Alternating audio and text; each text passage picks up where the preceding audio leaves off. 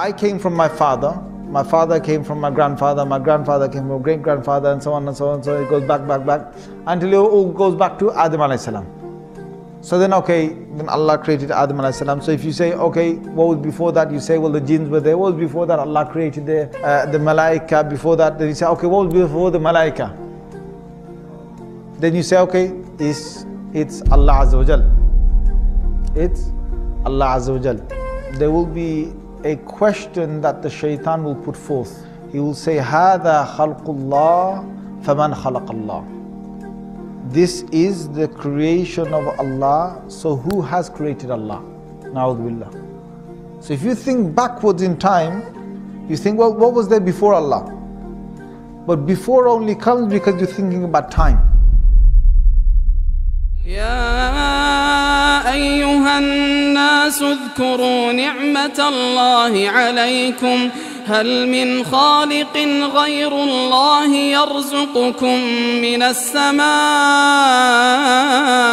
والأرض لا إله إلا هو فأنى تؤفكون. So before Allah Azza wa Jal, there is no before. That question doesn't even exist. There is no such thing before Allah. Allah was there, finished. And that's what we need to say. We can't use the human brain to understand this. Just like if I tell you to lift 10 kilos, if I tell you to lift 10 kilos right now, you can lift 10 kilos. If I tell even a super strong person, you lift with one arm 1,000 kg, can you do it? No. If I tell him to do 10,000 kg, can you do it? No. So there's a limit to this, the limit to the muscles. If I say with the eye, how far can I see?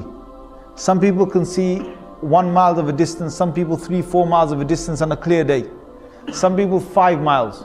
But if I tell him to see with this eye, a human eye, without any binoculars, without any telescope, without anything, to look and to see as far as 100 miles or 200 miles, can the human eye do that? No. So the human eye is limited. The human muscles are limited. The ears, even if there's a massive explosion on halfway across the world or quarter way across the world, I can't hear that. The human ear can't pick that up. So we're limited. We're limited with hearing, with sight, with touching, with lifting, with walking, with energies. So we're limited with the brain. We're limited with the brain. There's so much a human can think. It's limited. So would me and you be able to know about the unseen world, about Allah, without any prophet? Yes or no? Yes or no? We can't.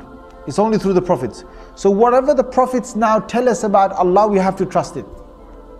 The human can't bring now new arguments about Allah from himself. It won't work.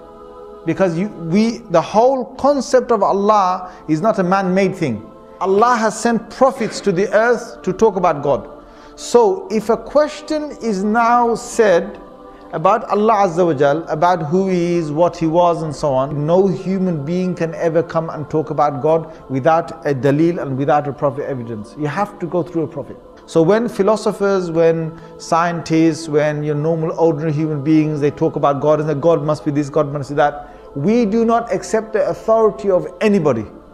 We accept only the authority of the Anbiya, of the prophets, because they were told about God, from God, they were told who God is. So you have to go through them to find out who God is. Anyone else you will take, even if your own brain, you try and understand Allah, then you will fail.